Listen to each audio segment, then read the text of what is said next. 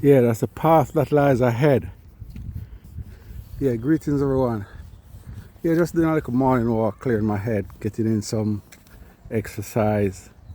Yeah, and there's someone put a post on my Instagram. And I was gonna just leave it, but I said let me reply. Right, so you'd have seen my flyer the Black Literary Festival at Riverside Studios.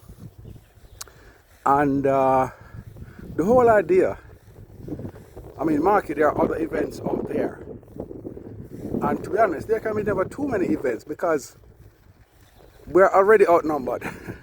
We're already outnumbered. We depend on our authors to speak for us, for those who think up things. We may be discussing little groups, but it doesn't get out into the public. And that's what our authors do, our black authors, right? So one, for what I've been doing since 2002, it's all about the authors, right? So one, it's about the authors. Two, while we seem to have many events, we'll never have too many events for black authors in the UK. We'll never have enough events, right? Because our voices need to be heard from us, not somebody else telling us what to think and what to do. Our voices need to be heard from us. And I quoted in my first book, which is a well-known quote: until lions tell their stories in their own words, the hunter will glorify himself in the hunt. We need to tell our stories, tell our stories, tell our stories till we're tired to tell our stories, right? The other bit of it is that we have, some of us have a lot of self-limiting beliefs, right? So we said, well, I didn't do it because of that. I didn't do it because of this. I didn't do it because of whatever. So by the work I've been doing since 2002 with authors, I'm trying to inspire other people. I'm trying to lift other people up, right? One event can do it, two events can do it, three events can do it. And if you've been following my channel, you would have seen where I've been recognized by my local Lewisham borough for selling books and supporting authors for over 20 years. So the book is one way, right? A book goes to places that you might not go physically yourself at the moment, right? And I know that I put 100 authors in a book. People have bought the book, they have taken it overseas. The authors are still here in their yard or doing what they're doing, or at home or at work, but they're overseas on account of people taking the work overseas, right? So let us look at this big ocean or this big pot, and let's throw our voices in it. Let's put our activities in it. Let us be heard and seen, right? So I just want to say the first time I was asked, why are you doing this?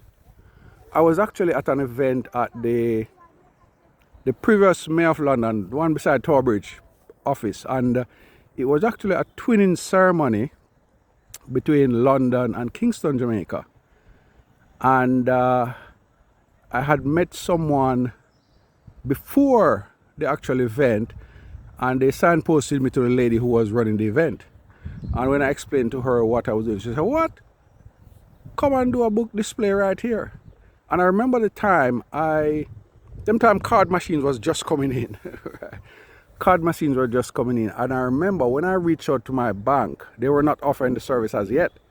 And they said, look here, when we start, we'll let you know.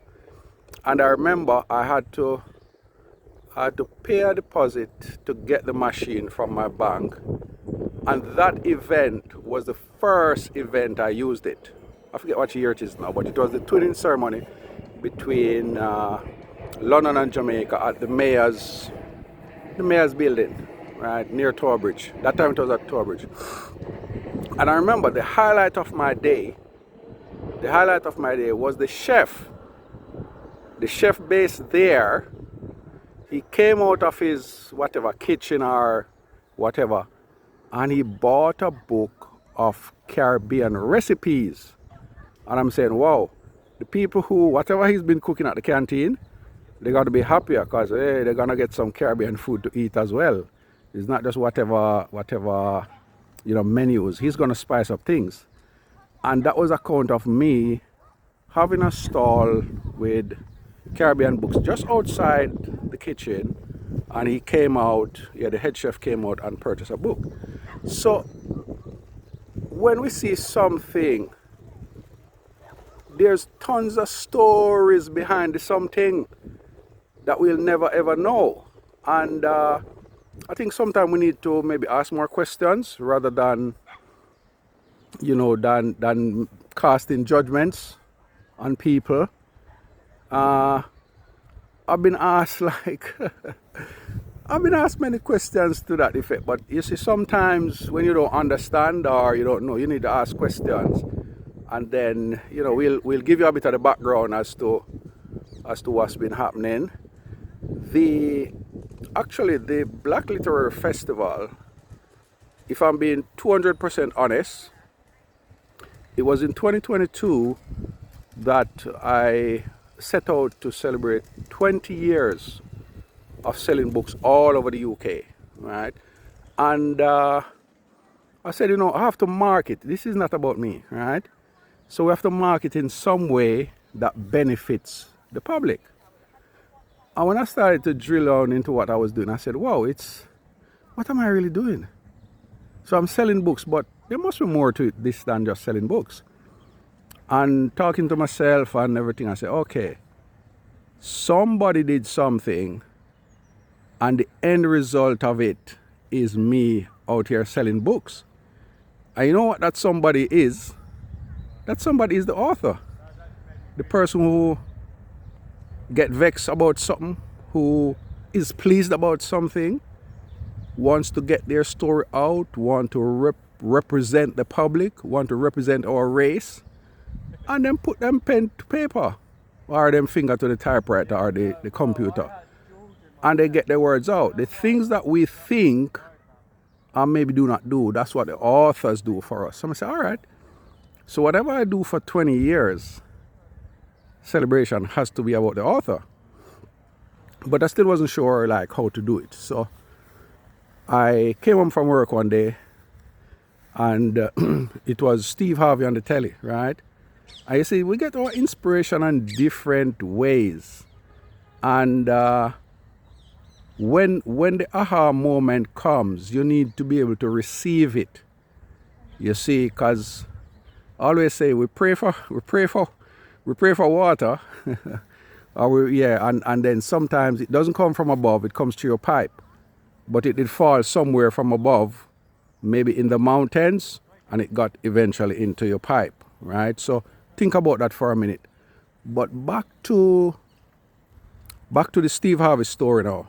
So I was watching him, I've watched him before, and he was there, chatting the usual thing, asking questions and, really interacting with the audience. And it was when he said, so we asked 100 people, what's your favorite color? That's the exact question he asked. Well, yeah, how I remember it, right? And I said, wow, I'm not famous like Steve, I'm not on TV, but I can ask questions. So I formulated some questions that I'm going to ask the authors, right? And I said, okay, so Steve, I do 100. I'll do 100 as well. So I'm going to pick 100 authors that I've met since 2002 when I started selling books. Actually, at 336 Brixton Road, if you need to know the whole story, which one day I'll write the whole story in a book, which I started, but I stopped to do other things, right? And I said, so it's really about the author, right? So I ended up with quite a bit of questions, but I narrowed them down. and I ended up with what makes you write, what inspires you, and what you bring in for the benefit of the reader. And then some of the authors even went on to give tips for other writers, as to what to do. All right. The story might sound long, but I'm getting there, right? So one of the authors was my colleague Simon Hudson. We're jointly doing the Black Literary Festival at Riverside Studios, right? So I met him just before COVID, and he had done a calendar, and he called me on, called work, and I answered the phone, and he said, I've done this calendar, don't know what to do next. So I said, okay, come see me at work. So he came to see me at work, and we discussed, where the thing is coming from, what's the output, who you're aiming at, and all of that. And I said, okay, when I'm going out to my next market to sell books, you're going to join me, right? You're going to put your calendar on my table, and we call people over and talk to them. And that's what we did. And we did that for a couple events. And then COVID came, and we didn't hear much from each other. So one day he called me and he said, guess what? I said, no, I can't guess.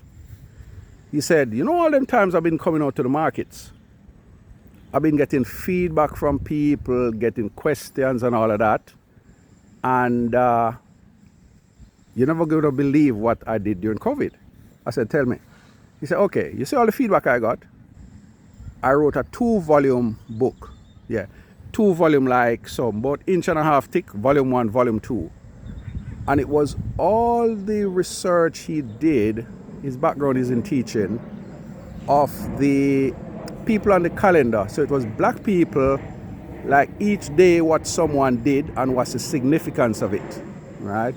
So he turned the calendar into a 2-volume book, right? So from he was in the book, my book, Keepers of the Flame, volume 1, saluting 100 authors, 100 black authors, volume 1. From he was in the book now, he kept saying, oh, this is good, but hello, what else can we do? So separately, I've been doing a couple little events. You might have seen on the internet Black Authors Christmas event. You might have seen Black Authors Valentine event. You might have seen Authors by the Fireside. These are events I've been putting on over time, right? So he said, all right, we need to do something with the authors that get people close up to them, right? And we want some of the top authors. So we started looking, and we reached out to some of the top authors in the UK who are, many of them are in public life. You'll see them on TV, but you never ever get to talk to them or, find out something about them or really interact, especially if you're an author or a prospective author and you're looking to be inspired. You want to learn from the best. And that's where the Black Literary Festival is coming from. And we're not saying that the other festivals are not important, because look here, I go to all of their other festivals. And there's one festival in particular that I've been the official bookseller for the past 4 years. So we all working together, and maybe we eating the elephant from different angles, right? So I'm going to rest this here, and keep tuned, and I'll tell you some more another time. Yeah, thanks for watching and listening. And if you think this is going to benefit like a prospective author, somebody who is interested in telling their stories, please do share. And please do come through on the 29th of June and meet some of the authors that we'll have in the room in front of you that you maybe have seen on telly, and you'll say, wow, I'd love to meet them. So it's all about the authors, and I'm signing off. Thank you.